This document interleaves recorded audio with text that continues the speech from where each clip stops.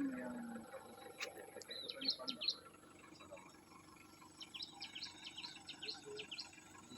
di gue anu sih ya, anu itu gawang mati bekas atau dia mau dekor di rumput-rumput.